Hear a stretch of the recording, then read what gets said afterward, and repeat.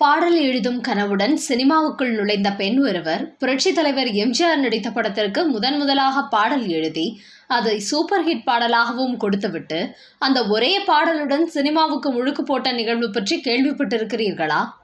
எம்ஜிஆர் கொடுத்த அன்பு பரிசை தொலைத்துவிட்டு புலம்பி தவித்து 7 வருடங்களுக்கு பின் அதை மீட்டெடுத்து நிம்மதி பெருமூச்சு விட்ட பிரபல நடிகை ஒருவர் அப்படி என்ன பரிசை தொலைத்துவிட்டு தேடினார் என தெரியுமா?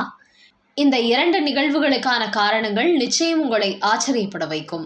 புரட்சி தலைவர் எம்ஜிஆர் அப்படி குடியிருந்த கோவில் படத்தில் இடம்பெற்ற குங்கும பொட்டின் மங்களம் நெஞ்சம் இரண்டின் சங்கமம் என்கிற பாடல் மிகப்பெரிய அளவில் ஹிட்டானது. அன்றைய குடும்ப பெண்கள் மத்தியில் இந்த பாடலுக்கு அமோக வரவேற்பு கிடைத்தது. இந்த பாடலை எழுதியவர் ஒரு இஸ்லாமிய பெண் என்று சொன்னால் பலருக்கும் ஆச்சரியமாக இருக்கும். எம்ஜிஆர் ஜெயலலிதா ஜோடி இணைந்து ஆடி பாடிய இந்த பாடலை எழுதியவர் ரோஷனாரா பேகம் என்பவர். பெரும்பாலும் இஸ்லாமிய பெண்கள் திரைத்துறைக்கு வருவது அரிது என்கிற காலகட்டத்தில் இப்படி ஒருவர் பாடல் எழுத வந்ததே மிகப்பெரிய விஷயம். இந்த படத்திற்கு இசையமைத்தவர் MS விஸ்வநாதன். ரோஷனாரா பேகத்தின் தந்தை ஷேக் முஸ்தபாவும் இவரும் நண்பர்கள். அப்போது அவரது மகளின் கவிதை எழுதும் திறமையை கண்டுபிடித்த MS விஸ்வநாதன் படத்தின் தயாரிப்பாளர் GN வேலுமணியிடம் சொல்லி அவருக்கு ஒரு பாடல் எழுத வாய்ப்பு கொடுக்க வேண்டும் என்று கேட்டார். முதலில் பல்லவியை எழுதி காட்டட்டும், பின்பு நன்றாக இருந்தால் வாய்ப்பு கொடுப்போம் என்று சொன்னதும் ரோஷனாரா பேகம் பல்லவியை எழுதி கொடுத்தார். அதை பார்த்ததும் தயாரிப்பாளர்களுக்கு பிடித்து விட்டது. அந்த முழு பாடலையும் எழுதினார். பாடலும் ஹிட்டானது. ஆனால் சினிமாவில் அவர் எழுதிய முதலும் கடைசியுமான பாடலாக அது அமைந்து விட்டது. அதற்கு பிறகு அவர் பாடலை எழுதவில்லை. காரணம், இஸ்லாமிய ரீதியாக அவருக்கு சினிமாவில் பணியாற்ற விதிக்க கட்டுப்பாடுகள் என்று சொல்லப்பட்டது. இப்படி ஒரு அருமையான பாடலாசிரியர் திரையுலகில் கவனம் பெறாமல் போனது துரதிர்ஷ்டமான விஷயம்தான். அதேபோல் எம்ஜிஆர் படங்களில் அவருடன் இணைந்து நடித்த நடிகை சௌகார் ஜானகிக்கும் ஒரு துரதிர்ஷ்டமான விஷயம் என்னவென்றால், அவர் எம்ஜிஆருடன் நடிக்கும் படங்களில் எல்லாம் பெரும்பாலும் அவருக்கு சேர முடியாமல் போகும் பெண் போன்ற கதாபாத்திரங்களையே நடித்தார். தமிழ் சினிமாவில் அப்படி யதார்த்தமான ஒரு நடிகையாக வலம் வந்தவர் சௌகார் ஜானகி. எம்ஜிஆருடன் ஒளிவிளக்கு, பணம் படைத்தவன், பெற்றால்தான் பிள்ளையா, தாய்க்கு தலைமகன் போன்ற 4 படங்களில் மட்டுமே அவர் நடித்திருந்தார். சௌகார் ஜானகி முன்னணி நடிகையாக மாறிய பின்னர் 1962ஆம் ஆண்டு எம்ஜிஆர் நடிப்பில் வெளியான மாடப்புறா திரைப்படத்தில் நடிக்கும் வாய்ப்பு கிடைத்துள்ளது. இந்த படத்திற்காக தேர்வாகி அட்வான்ஸ் கொடுக்கப்பட்ட நிலையில் படப்பிடிப்புக்கு வந்த சௌகார் ஜானகி கால் மேல் கால் போட்டு அமர்ந்திருந்தாராம். அப்போது ஸ்டுடியோ உள்ளே எம்ஜிஆரின் கார் நுழைய மற்றவர்களைப் போல் இவரும் எழுந்து நின்று வணக்கம் சொல்லிவிட்டு பின்னர் மீண்டும் சேரில் அமர்ந்து கொண்டு கால் மேல் கால் போட்டுக்கொண்டு படப்பிடிப்பு துவங்குவதற்காக காத்திருந்தார். ஆனால் அவரது செயல் எம்ஜிஆருக்கு பிடிக்காததால் அந்த படத்திலிருந்து அவர் நீக்கப்பட்டு விட்டாராம். அவரே இந்த தகவலை கூறியும் உள்ளார்.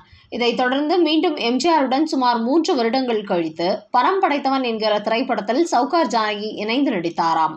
அந்த படம் மிகப்பெரிய அளவில் வெற்றி பெற்ற நிலையில் எம்ஜிஆர் மாடப்புறா படத்தில் இருந்து தன்னை வெளியேற்றியதற்காக கண்டிப்பாக வருந்தி இருப்பார் என தன்னுடைய பேட்டியில் ஒரு முறை கூறியுள்ளார் சௌகார் ஜானகி. ஒளிவிளக்கு திரைப்படம் அவரது வாழ்க்கையில் மட்டுமல்ல, புரட்சி தலைவர் எம்ஜிஆரின் வாழ்க்கையிலும் முக்கியமான படம். ஏனென்றால் எம்ஜிஆர் நடித்த 100வது படம் அதுதான். அந்த படத்தில் அவர்தான் எம்ஜிஆர் ஜோடி என்று முதலில் சொல்லப்பட்டது. கிட்டத்தட்ட கதையும் கடைசி வரை அப்படித்தான் நகரும். ஆனால் இடையில் திடீரென ஜெயலலிதா கதாபாத்திரத்தை எம்ஜிஆர் ஜோடியாக உள்ளே நுழைத்து சௌகார் ஜானகி கதாபாத்திரத்தை கடைசியில் தியாகி போல சாகடித்து மாலை போட்டு விட்டார்கள். எம்ஜிஆரின் முதல் படமான சதி லீலாவதி படத்தை தயாரித்த ஜெமினி பிக்சர்ஸ் தான் இந்த 100வது படத்தையும் தயாரித்தது. ஆண்டவனே உன் பாதங்களில் எனது சௌகார் ஜானகி உருகி பாடும் பாடல் அன்று பட்டி தொட்டி எல்லாம் பிரபலம். அது மட்டுமல்ல, எம்ஜிஆர் உடல்நிலை சரியில்லாமல் அமெரிக்காவில் சிகிச்சை பெற்று வந்தபோது இந்த பாடல் தான் கிராமந்தோறும் ஒலித்து எம்ஜிஆர் மீண்டும் நலமுடன் திரும்பி வர வேண்டும் என்கிற பிரார்த்தனை பாடலாகவும் மாறியது. அந்த அளவிற்கு இதில் அற்புதமான நடிப்பை வெளிப்படுத்தியிருந்தார் சௌகார் ஜானகி. படத்தின் பெயர் ஒளிவிளக்கு என்பதற்கு ஏற்ப இந்த படத்தில் சௌகார் ஜானகியின் அற்புதமான நடிப்பை பார்த்து அசந்து போன எம்ஜிஆர் இந்த படத்தில் நடித்ததற்காக சௌகார் ஜானகிக்கு விளக்கு ஒன்றை பரிசாக அளித்தார். அந்த விளக்கை சௌகார் ஜானகி நீண்ட நாட்களாக பத்திரமாக பாதுகாத்து வந்தார். ஆனால் ஒருமுறை அந்த விளக்கை சரி செய்வதற்காக ஒரு மெக்கானிக் ஒருவரிடம் கொடுத்து அனுப்பியிருக்கிறார். கொடுக்கும் போதே இது புரட்சி தலைவர் எம்ஜிஆர் கொடுத்த பரிசு, பத்திரமாக கொண்டு வா என்று சொல்லி கொடுத்திருக்கிறார். ஆனால் அந்த மெக்கானிக் அப்போது போனவர் தான். அதன் பிறகு அந்த ஆளை பார்க்கவே முடியவில்லை. சௌகார் ஜானகி இதை நினைத்து பல வருடங்கள் கவலைப்பட்டிருக்கிறார். கிட்டத்தட்ட 7 வருடங்கள் இப்படியே கடந்த நிலையில் எதர்ச்சியாக ஒரு முறை பர்மா பஜாரில் அந்த மெக்கானிக்கை கண்டுபிடித்து விட்டார். சௌகார் ஜானகி அவரை பிடித்து அந்த விளக்கு குறித்து கேட்டதற்கு என் குடும்ப கஷ்டத்திற்காக அந்த விளக்கை நான் விற்றுவிட்டேன் என்று கூறியுள்ளார்.